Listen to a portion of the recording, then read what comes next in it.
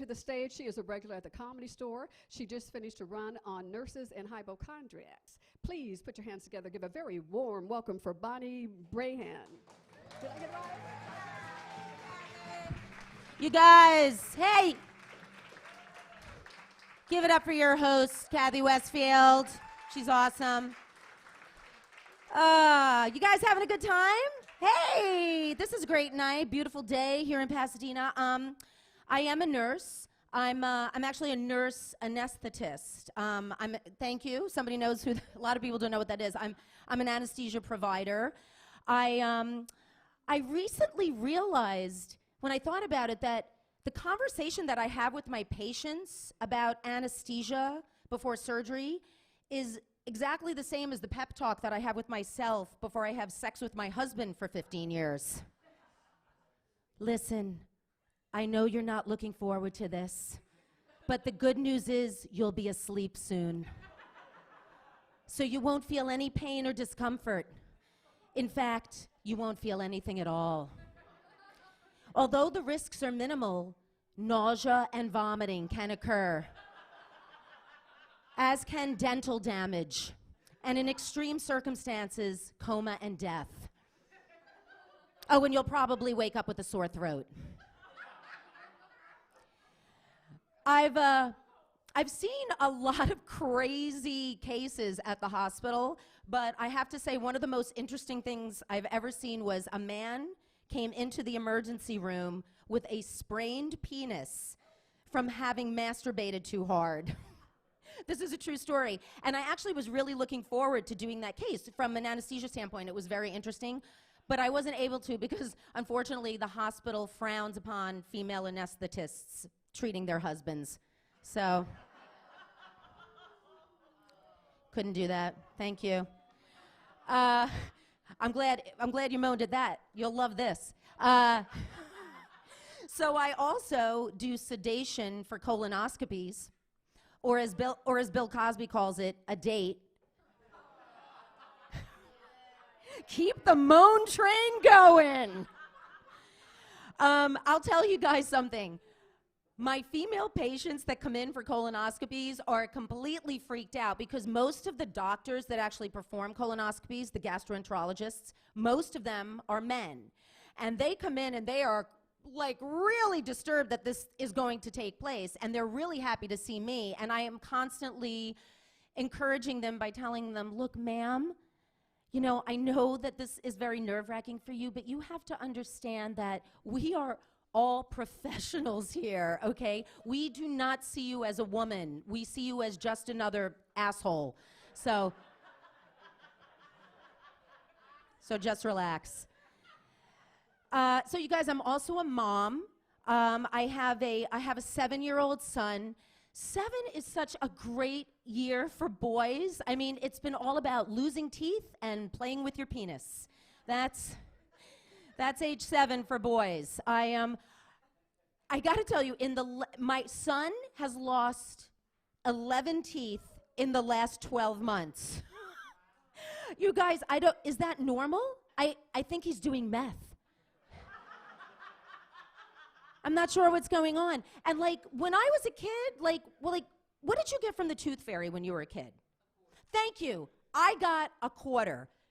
Do you know the going rate per tooth from the tooth fairy nowadays? Do you know what it is? $20 a tooth. Oh, no, well, on the west side, in the valley, it's $12.50. But I'm like, this is crazy. And parents know. Where are my parents in the audience by applause? Where are my parents? All right, yeah, there's a good amount of parents. Parents know this. Okay.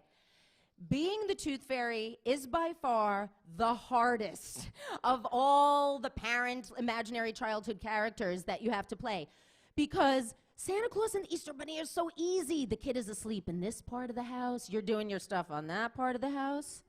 That tooth fairy, that takes mad skills, okay? You have to go into a sleeping child's room. You have to retrieve a tooth from under their pillow. You have to replace it with cash and not spill your martini on them. It's crazy, crazy stress. Because if you wake them up and they figure out there's no tooth fairy, you have just jeopardized all of the childhood fantasies. Santa Claus, the Easter Bunny, that mommy and daddy still love each other. It's all shot. You are a very moany audience. Or maybe it's just my material. It's all right. So the worst thing is, like, even if you keep the tooth fairy going for a few years, eventually the kid starts getting older. You know, they're putting 2 and 2 together. They're figuring things out. And one day you have to have that dreaded conversation with them. Oh, God.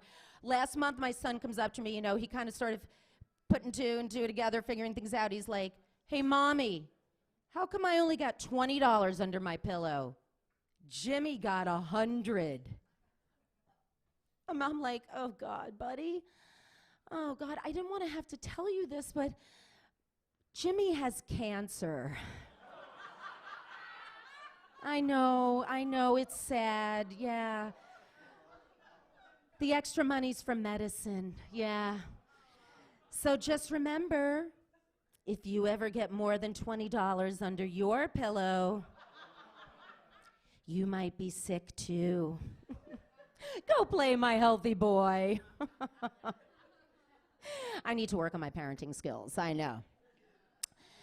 So you guys, last month I had my 15th wedding anniversary. And wow. Wow. Okay, thank you. Yes, the reverberation from your applause is the closest I've come to an orgasm in the last 7 years. Thank you. Having kids kind of the sex life.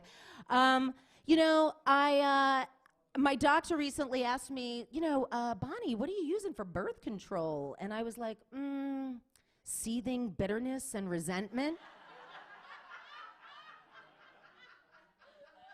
I was like, no, really? I need birth control like an ISIS hostage needs a hat. I was waiting, wait for the moan. This is the moan crew right here. Marriage is hard. No, honestly, you guys, okay, I'm going to keep it real. We have had some struggles in recent years, okay? And we have been in couples therapy. We've even discussed getting separated, but we're still together for the obvious reason. We can't afford to live separately. Thank you for shooting my punchline. I really, on Tuesday nights they have open mic here. It's fabulous. You should come by. No, that just means that I need to lose that joke, because if the audience sees it coming, it's gone.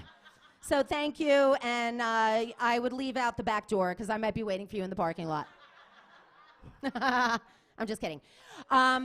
I will tell you honestly, like the minute, I really think it all goes downhill, honestly, the minute you get pregnant, because I think the man sees the woman as kind of a sex symbol, right, until suddenly they're a mother.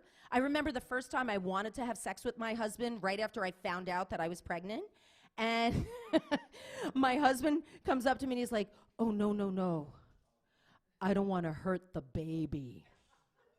And I'm like, oh, honey, that's sweet, but if I thought your penis could reach my uterus, I wouldn't want to have sex with you. I'd be whoring you out on Craigslist to pay off my student loans. Oh, come on, honey. I'm lucky if it can reach my vagina. Let's keep it real. Oh, yeah. My girlfriends have been particularly vocal about commenting on my marital problems.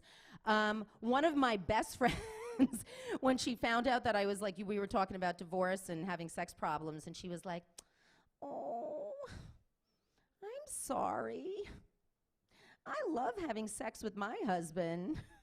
And I was like, well, what are you sorry about? I love having sex with him too. Oh, come on, you guys. I didn't love it. It was just okay. Oh, man. Speaking of that, my son has been discovering his body lately. Okay. Want to talk about awkwardness? I walked into his room unexpectedly last week, and my little 7-year-old angel, he's lying on his bed with his legs spread, and I was like, buddy, what are you doing? And he's like, Mommy, oh my God, my penis is so hard right now. Now, this was very awkward, and honestly, the next thing that you say as a parent to your child is crucial, because you don't want to shame the child for doing something that's a natural impulse. But on the other hand, I don't want to be like, yeah, good job, keep practicing. So I just said like the first thing that came to my mind, and I'm like, yeah, I know. The human body is magical. Awkward conversation averted. I got out of there. I was like, yeah, I handled that great. Until the next day when I got a phone call from his teacher. So today in show and tell, we saw a little magic trick. So it just goes to show, I mean, no matter how old the child is, you should not blow off serious topics. If they're going through something, you have to have a conversation with them. So I pulled him aside and I was like, buddy, listen, you cannot be doing that in front of your friends because you'll go blind. And it might fall off. But it's okay because you won't be able to see that it fell off. All right, that was my big closer. All right, I want to thank you guys. Thank the Moan crew. Enjoy the rest of the show. You guys are fun. Thank you.